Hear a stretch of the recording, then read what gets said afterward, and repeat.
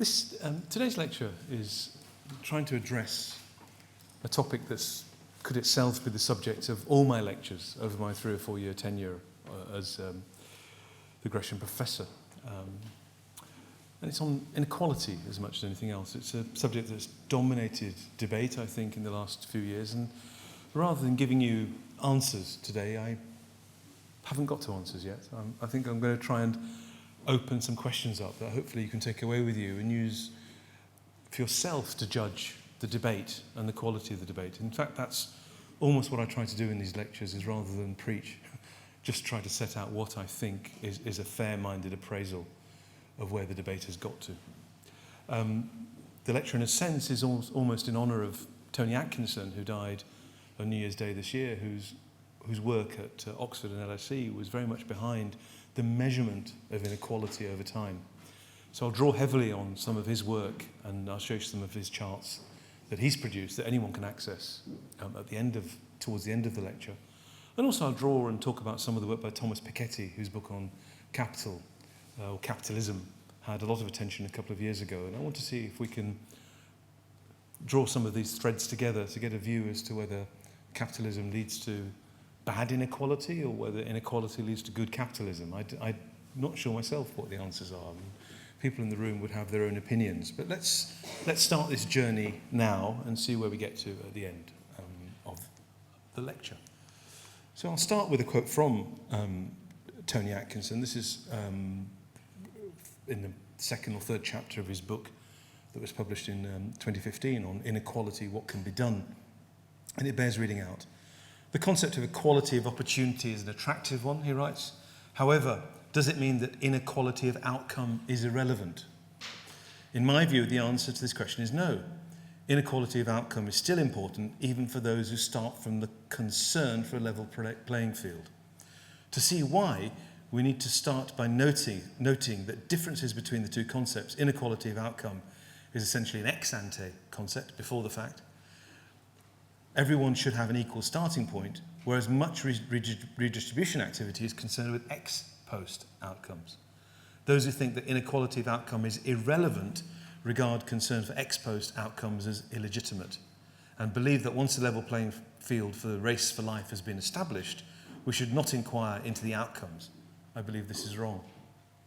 And I think, to put some words into his mouth, and I apologise if the words I put are wrong, but I think there's a dynamic view here in that if you're going to level up inequality of outcome into the next generation, because there are intergenerational issues, you might have to dwell quite hard on the question trying to level up inequality of opportunity. To try and level that up, you need to deal with inequality in outcome, because some of those things are carried over into the next generation. So to the extent to which there's intergenerational issues here that need to be addressed, I think he's arguing there is a case for some redistribution in terms of outcomes as well as ex-ante. Let's keep that in the back of our mind when we continue the lecture. Now we'll know that this year represents the 10th anniversary of the start of the global financial crisis. I don't need to go through the particular story it happened, but clearly a part of the story was that the global financial crisis was at least triggered to some degree by the flow of savings from those parts of the world that were running current account surpluses. And what those, that's the sort of talking about the 4th point here, I guess. And what those countries were doing was exporting goods to us, making the price of those manufactured goods cheaper than they would otherwise be. Their own populations were producing their goods that allowed their real wages to rise. Because they were essentially decanting jobs from the manufacturing sectors in the West, we saw wages in the manufacturing sectors in the West fall, or at least not rise in the same way as they had before, as the jobs were competed or decanted to the other parts of the world. So in fact, the other side of the financial crisis, these financial flows, was also a movement towards the equalization of real wages for people working in industries which had nearly perfect competition. I could no longer protect my domestic industries from external trade. In order for them to be competitive, I couldn't allow their wages to rise in the same way as they might have in the past. That was bad for people in advanced economies who relied on those wages, But by the same token, it was good for all the people who were drawn out of poverty in the developing or emerging economies. So there's a redistributive effect from globalization. And I think we need to remember that.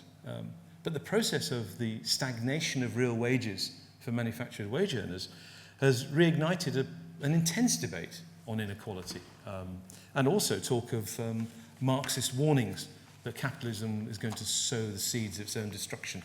It doesn't go very long before we start thinking about pools of labour driving down wages.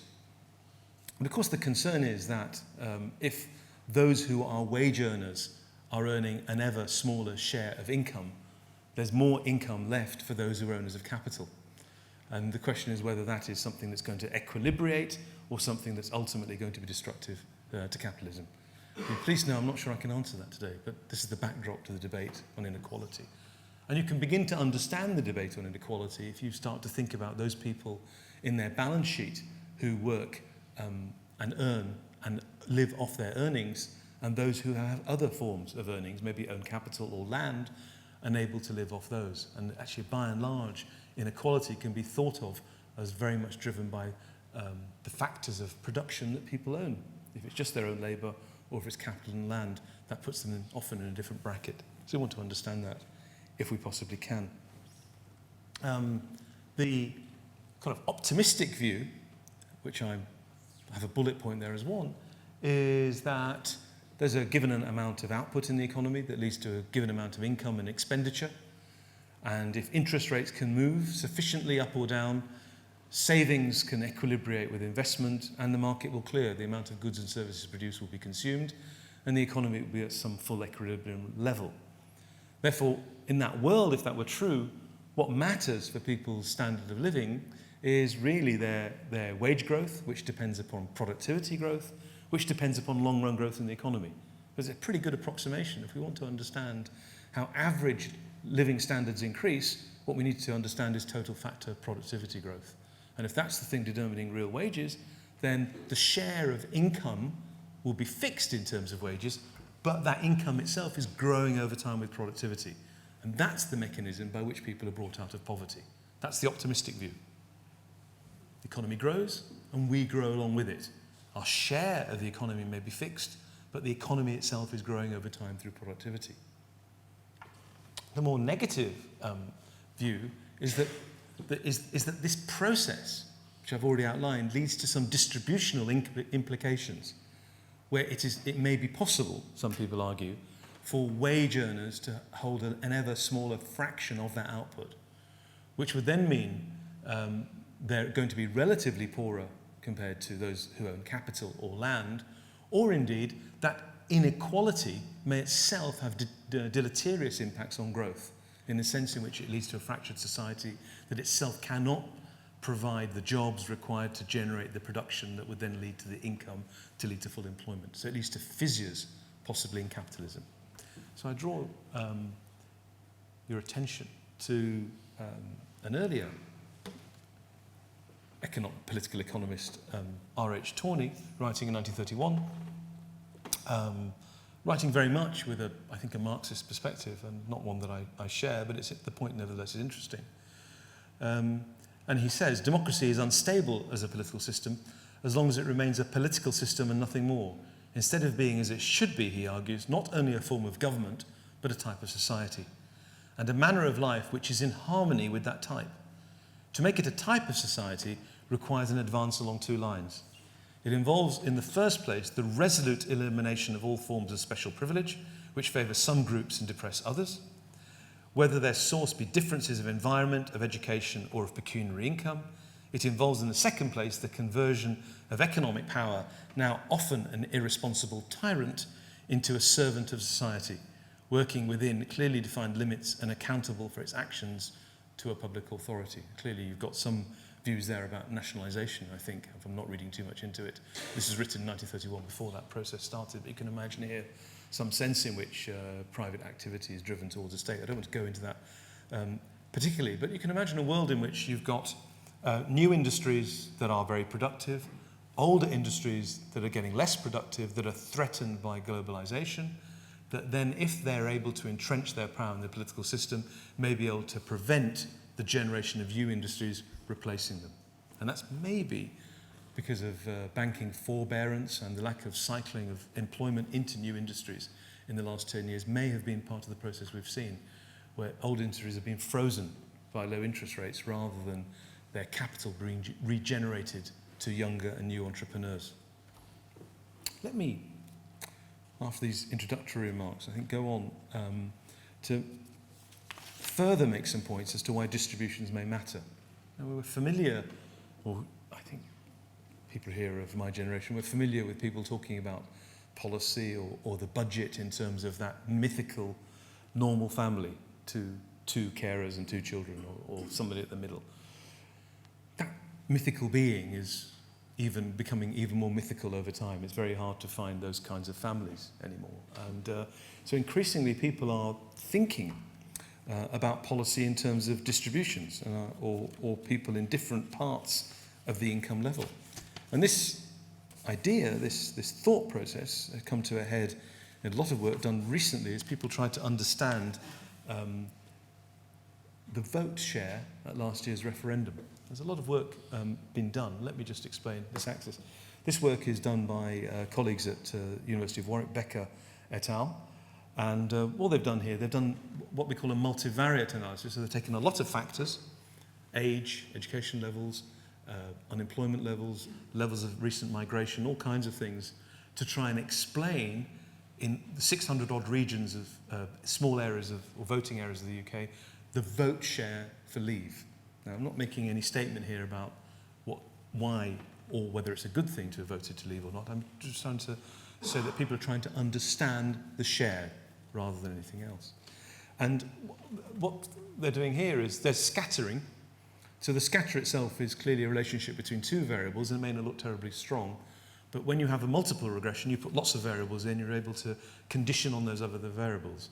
And when you condition on all those variables, this particular thing seems very important to them. And the axis reads education and skills deprivation average rank.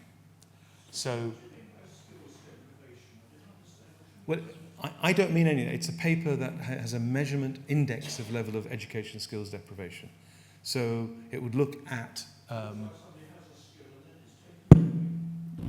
no, you have a measure of people's education level and skill level in terms of years of schooling, and depending upon the measure, you put them in the rank that ranges from -3 to +2, and then you see the relationship between the rank in the regions of the UK against the vote to leave. So it's just an index. It's not, nobody's being, in a sense, deprived to construct this index. It's a measurement of.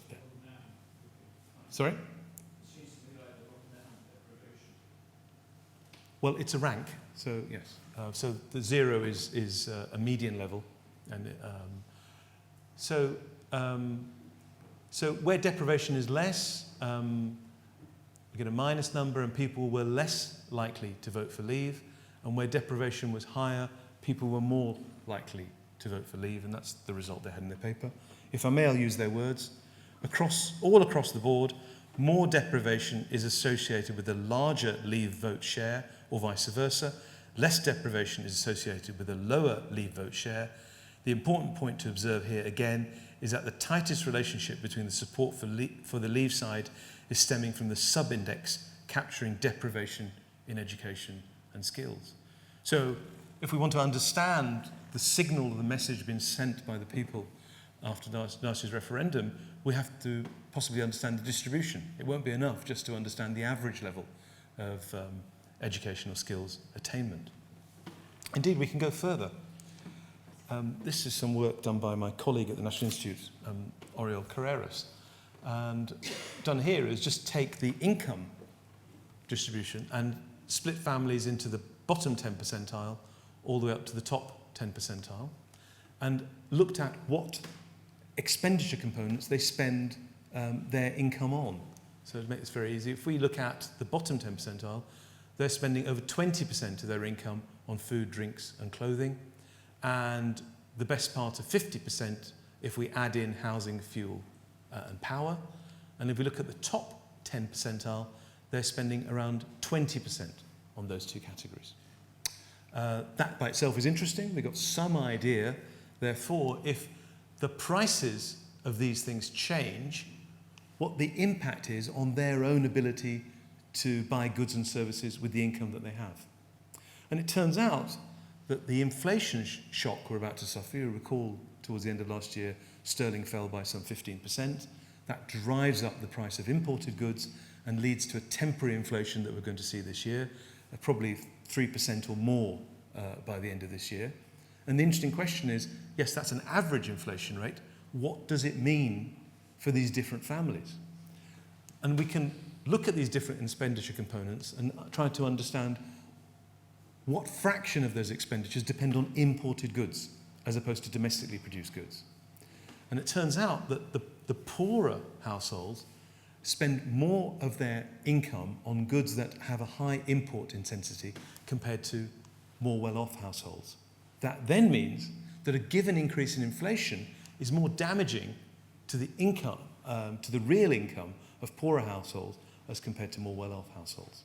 And maybe I'm going a step too far, if we imagine there was some relationship between being at the lower end of the income distribution and having deprivation in skills and education, we then see that the people in general who voted to leave the European Union and the country in general is now going to suffer an inflation shock, are going to be more worse off as a result of that choice in the short run than those who tended to vote to stay in. And I'm not therefore saying it was a mistake to vote that way.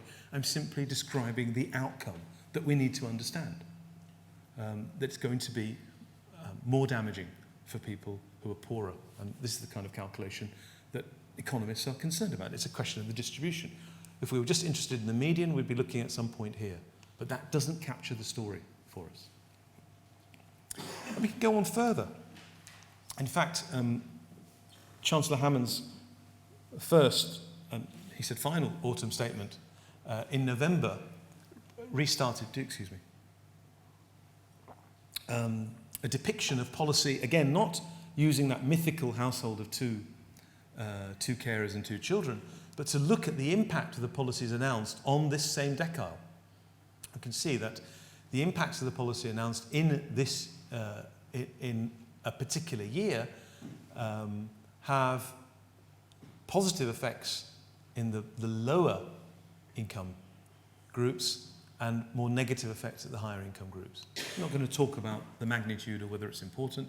I'm saying that increasingly we have to think about policy in terms of distributional effects, not just, again, at the median. We have to think about the way that works.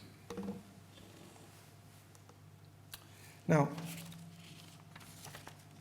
matters very much that we think hard about the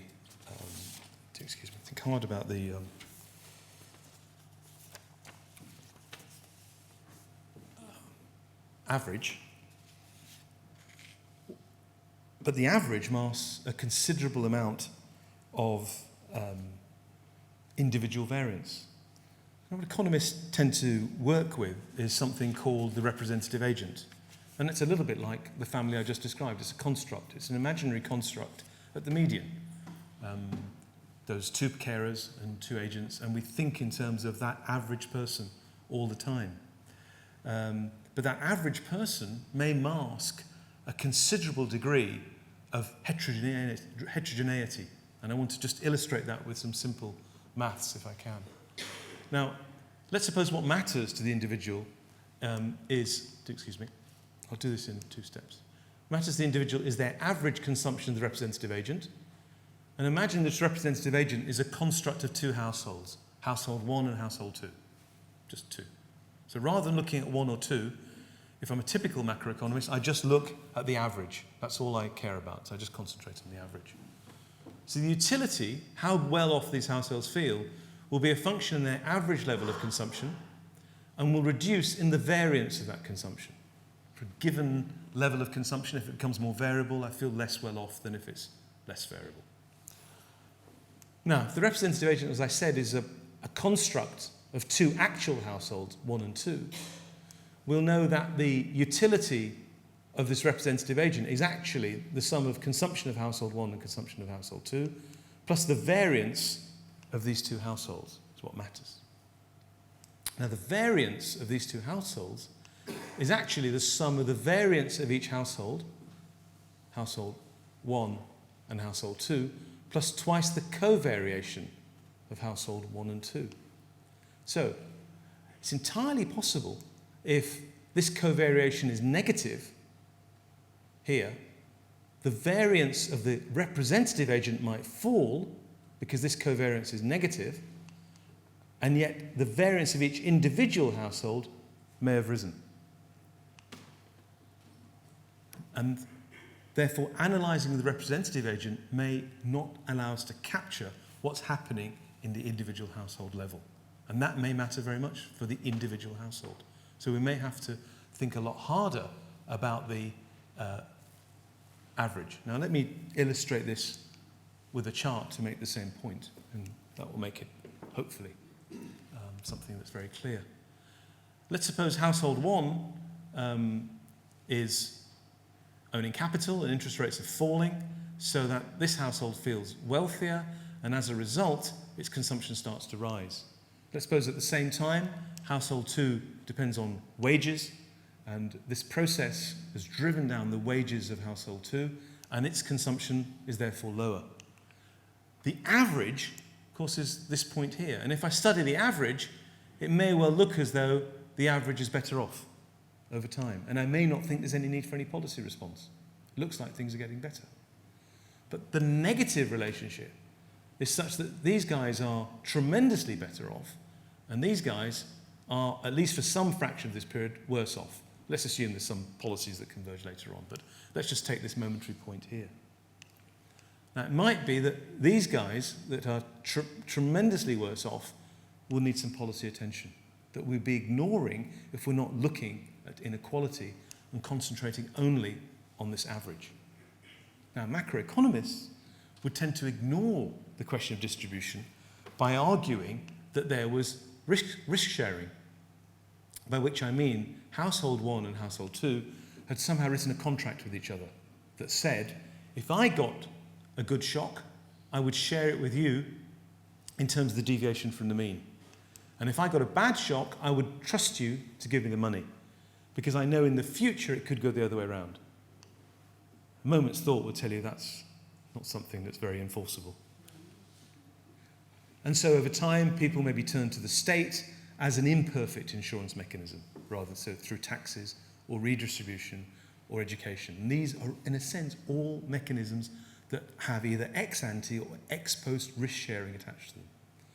So when Tony Atkinson talks about creating a level playing field, either an ex-ante or an ex-post sense, he's talking about mechanisms that enforce risk sharing. Now, they're not perfect. And because they're not perfect, we have to think hard about the distribution. If I may, I'll follow up with one more example. Then we'll look at some nice charts. Some more nice charts. So here we have interest rates, and here we have people I'm going to call borrowers, a little bit like, not those little people in TV, I mean people who are borrowing in order to finance their marginal consumption. You can think of them as like these guys. They need to borrow to get to that consumption level. And these guys you can think of as savers. They're saving excess. And these borrowers have increasing demand. They're going to borrow more when interest rates are lower. That's all we have to know. Savers will save more when interest rates are higher. And if the market clears, as I said some moments ago, savings will equal the amount that needs to be borrowed, and the market will clear at some consumption level. Now, we start from that point, and let's suppose there's some cost of the savers and borrowers finding each other. Just some hidden cost. You have to set up a bank, or you have to stand in the street till you find someone, and that's all costly. It's not a costless interchange. If it's not a costless interchange, and the cost change from 0 to something, let's call this a wedge.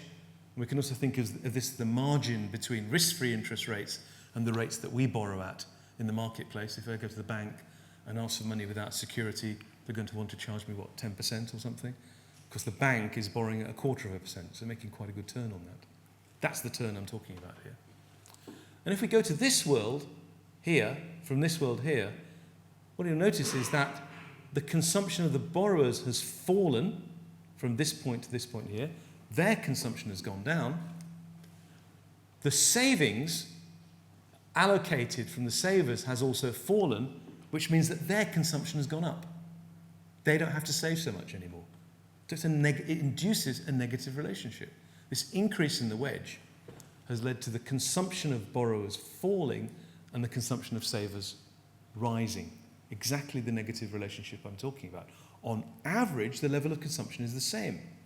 But these guys are worse off, and these guys arguably are better off. And that might have distributional consequences. So if we start to say that banks have to be more careful in how they lend, that's something that may impact on borrowers or people who want to buy their first house, for example, whatever else it might be. And that may be another factor in explaining the general level of dissatisfaction, if things are harder for poorer people to do things than they were before. So there's my set of illustrations. Let's go to some pretty charts. These first two charts are from Piketty, and they relate to the US, and this is income inequality, and I just want to show some long-run trends, see if we can extract some stories from it that make sense to us as a bunch of people. Just in case you can't read it, this is the share of the top decile in national income. So you take the top 10% of people and you ask what share of overall income do they get? You can see that when this data starts in 1910, it's about 40%. And you can see during the 20s and by the start of World War II, it was about 45%. You get this large fall to around 30%, where it stabilized in what we might think of as the golden period of post-war growth. And then from 1980 onwards, you get this climb from just under 35 up to about 50%, which is adjusted a little bit after the financial crisis. Let me just make one point that a lot of people make in error. The families here are not the same as the families here. It's not the same people. All they're doing at every year in time is asking ourselves, if we were in the top 10%, how much of overall income would we get? It's not saying that we're not tracking the same top 10% from 1910 and asking how much they get today. It might sound obvious, but it's a very important point. Because you can do work to understand how much of the previous generation's income explains the next generation's income. And that work suggests it's about 30%. So that means that if we go from point to point, only 30%, if the numbers are right, okay, everything is estimated with some error. But if the numbers are right, the set of families here are only represented by 30% of them are still in place here. And you don't have to raise 30% to a very high power to get to zero. So despite the fact we may be concerned in any one cross-section of a high fraction of people, a small fraction of people holding a relatively high level of the overall income distribution, we need to remember that those people are churning year on year. That's a statistic that is not typically shown at the same time. It ought. Please. There's some general work trying to understand these things, but of course the work depends very much on data availability, so it's very much dependent on advanced to-country analysis. But typically you'll find, I've looked at a number of studies and my kind of look at the meta number is 30%. The main number is the same people, but they've been the descendants to a large extent of the same people. Well, I mean, what's interesting is the way it's very difficult. It's actually quite difficult to drop down. It happens a lot, but it's actually quite difficult to drop down in society. I understand we all want it to be different. Do we want it? I think that this work looks at the intergenerational mobility, so it does look at how much of the previous generation's income explains your particular generation's income. It's a number that's less than a half, it seems to me. But you're right, there is some persistence. By the same token, we can look at the share of wealth held by the top 10% in the US from 1810 to 2010. There aren't many data points. We need to be careful. There's one data point in 1810, another one in 1850. And so the top 10% were possibly owning as much as 80% of income at around the turn of the century. So a similar process of it falling, or at least stabilizing in the post-war period, and some gradual small increase in the last 30 or 40 years to around 60% to 70% of overall wealth. And you can replicate that for the top 1%. You see a similar pattern, essentially shifted down. So by the end of the period, the top 1% seem to be owning about 30% of overall wealth. And again, the same point stands as before. These aren't the same people. This is whoever happens to be in the 110% at any particular time. So the argument made by Piketty and the followers is that the capital share in income will tend to rise inexorably, which will mean that those people who own capital are going to get increasingly wealthy compared to everyone else in the economy. Now, the way you calculate the income shares is to remember that there are three factors of production, essentially capital, labour and land, driven by total factor productivity. And the share in national income accruing to each factor of production is simply determined by the return to each factor of production multiplied by the quantity of each factor employed. So if you employ more and more capital and it has a higher and higher rate of return, the fraction of income that accrues to capital will be higher. So simply speaking, and there's an example here I work out, if the return to capital is 5% and the capital stock is 6 times the level of income, the capital share in output will be 30%. It's really as simple as that. So you've just got to look at the capital to output ratio, multiply it by the rate of return on capital, and you'll get the capital share. So how can capital share increase? Well, if capital increases relative to output, or the rate of return on output increases, the capital share will increase, and that means those people who own capital will start to look richer than the rest of the population. And indeed, there's some evidence to suggest labour share, so what's not capital share will be labour share or land share, has been falling a little bit over time. That might suggest those who own capital have become richer. But part of the reason for the fall in the labour share is this equalisation of real wages that I talked about at the beginning of the lecture. So the point is, it may have increased inequality in some degree in advanced economies where real wages have stagnated, but at the same time, inequality may have fallen in the emerging economies for whom wages have increased as a share of income. So inequality of whom may be the question rather than inequality per se. Real rates and growth. So the other argument made is if the real rate of return on capital is higher than the rate of growth of income, you'll get the process that I just outlined. If you've got a certain amount of capital and its rate of return is higher than income, the capital stock will increase relative to output, and because the rate of return is higher, the share of capital will also increase. So the simple calculation is that if the return on capital is at 5% and growth falls to 0, if you started with a given capital stock after a number of years, perhaps a century, the capital stock will then go to 80% of income. And those who own capital will have nearly all the income to themselves and there's very little left for wages. But actually under standard theory, if growth is at 0, you'll only need to save as much as you have to for depreciation alone. So there won't be the need to reinvest in the capital stock that this simple calculation would imply. So it seems very unlikely that we're going to get to those levels of capital stock. Over the very long run, we've got UK data that gives us at least 200 years of analysis on this. The capital stock seems to look reasonably stable. And the share of capital looks reasonably stable at around 30%. So I'm not too concerned about that problem.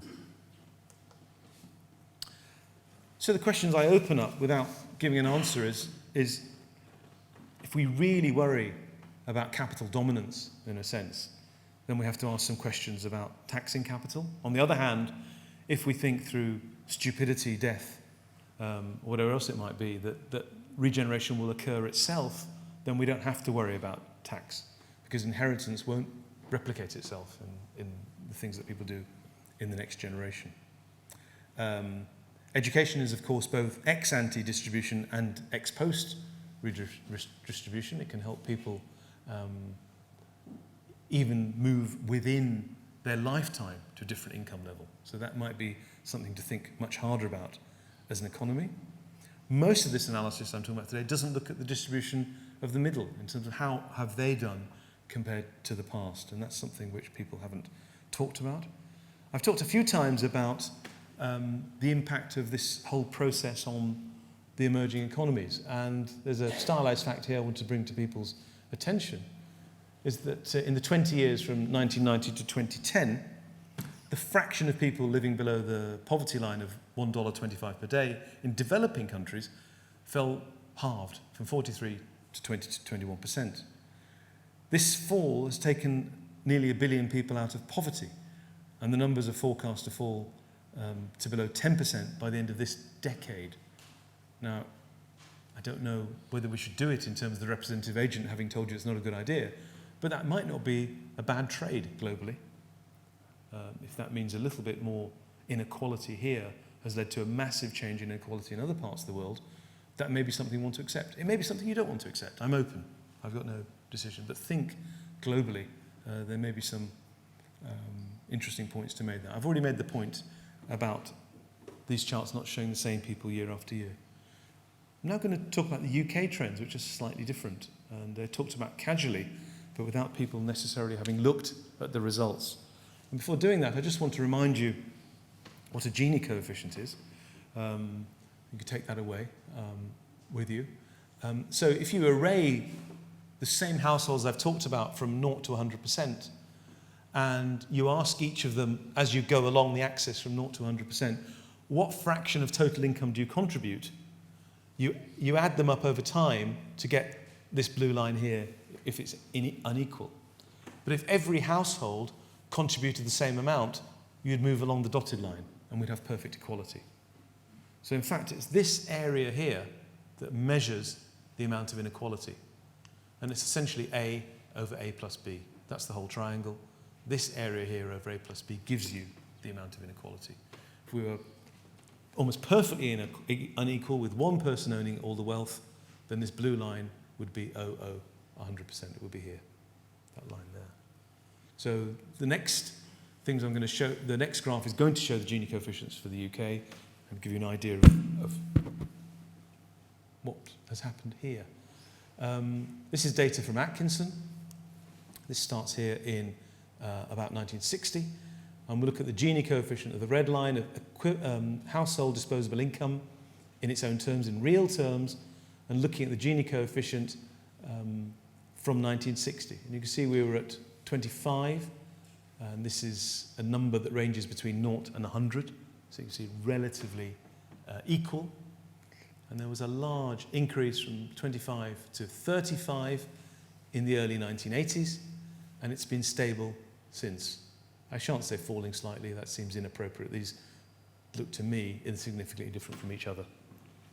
So the interesting thing to me is that if there has been considerable talk about the increase in income inequality in the UK in the last few years, but what there has been actually happened quite strongly nearly 40 years ago, over 30 years ago. Maybe it's taken this much time for us to realise it. Or maybe there are other measures we have to look at. So let's see what else we've got. We can look at the, this is the UK top income shares, and we're just looking at the top 1% in gross income. And almost similarly to the Gini coefficient, telling a similar story, you're seeing this falling, or at least falling in the immediate post-war period. And again, you're seeing in the throughout the 80s an increase from some 5% to 15%, and subsequently a little bit of a fall. But this large increase again happened in the 80s. So beginning of this period, towards the end of the 70s, the top 1% of income had about 5% of income. And then by the end of the 90s, it was 15%. Quite a rapid increase. So maybe some of the inequality debate might be being best directed rather than the whole distribution. Maybe it's the people at the very top sliver who seem to be pulling away, rather than there being inequality across the board. which is what the Gini coefficient is measuring. Remember, that's looking at the whole distribution. I'm just showing here the top percentile. Two different charts here. The first one is, rather than income is wealth. Wealth is permanent income. You can see a long-run trend in fall. We can get the first measure of this in the 1920s. And the top 1% held about 40% of wealth in the immediate period after World War I. And this has fallen as almost a trend, a slight blip here, but it's fallen from 40% to just over 15% over the 20th century. A remarkable reduction in the inequality of wealth held by the top 1%. And slightly different measures, so I just want to go into a different space rather than wealth. If we look at fraction of households below 60% of the median. So if you take the median income, which is that point in the middle, and you take 60% of it, we're looking at how many households are below that 60% of the median. And in, again, the immediate post-war period, like the Gini coefficient, it was low. There was an increase in the early 80s, remember the high levels of unemployment we had at that time? Well, I do, some of you may not have been born. High levels of unemployment driving up the fraction of households under 60% of the median, from just over 10% to nearly to over 20%. But you can see as employment levels have been relatively high in that subsequent period, it's fallen back to just over 15%. I'm not saying that's enough. I'm simply describing the trends here. I'm not making overall welfare statements. And then if we look at the top decile as a percentage of the median, this is back to my point about the extremes. If we look at the top 10%, as how many more times than the median do they get paid? We look at 1950, they were getting about 1.5 times the median, and by now they're over 2 times the median. So if you have got human capital, or you're lucky, or you inherit a firm from your mother or father, whatever else it may be, you're now going to be pulling away from the median more than you did in the past. So I think the distribution is getting stretched as well as anything else.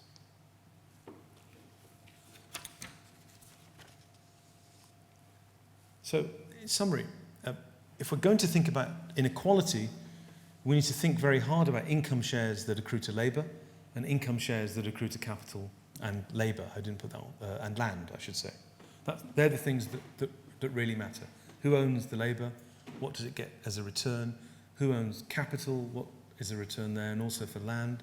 And that kind of grey area of human capital. What are the returns to human capital and who gets them? That's where education can play a role. The inequality irrelevance proposition is history, in the sense in which I think we all think distributions matter. We have to design policy and think about their distributional consequences. We can't ignore them. The simple example I showed you about the negative variances means that if we think in terms of the aggregate alone, we'll be missing out important distributional consequences. We also don't think that risk sharing is perfect. This is a side point in a sense, but it does mean that macroeconomic models need to think about heterogeneity. Turns out if we want to understand the variance of consumption over time, this idea that there's a representative agent simply doesn't work. We need to have agents who are owners of capital and wealth and agents who are hand to mouth, those who only can consume what they earn in any one period. Without that, we can't understand the evolution of the macroeconomy. If we think about aggregate performance, it's going to mask considerable heterogeneity. And it's important that we get the story right. But the story is a complex one. The post-crisis change in inequality is very different at the national and the international level, point number one. If we look at the whole distribution, it's not clear through Gini coefficient analysis that income inequality has got worse. If we look at wealth alone, it doesn't either in the UK look like it's got worse there either. But there is some evidence that income accruing to the very top 10% and top 1% has increased. That said, when we look at the middle of the distribution, the people who are a fraction of the median, things seem to have improved for them as well. over the last few years. So we're not able to say that inequality has got worse. We can say to some degree, but we can also say at the same time maybe equality has also improved in some dimensions as well. So it's a rather complicated picture. I wish I could give you a simple answer, but I'm not sure I'm able to today. So I'd ask you to go away and think about these things as well. That's the only way we're going to get to an answer. Thank you very much.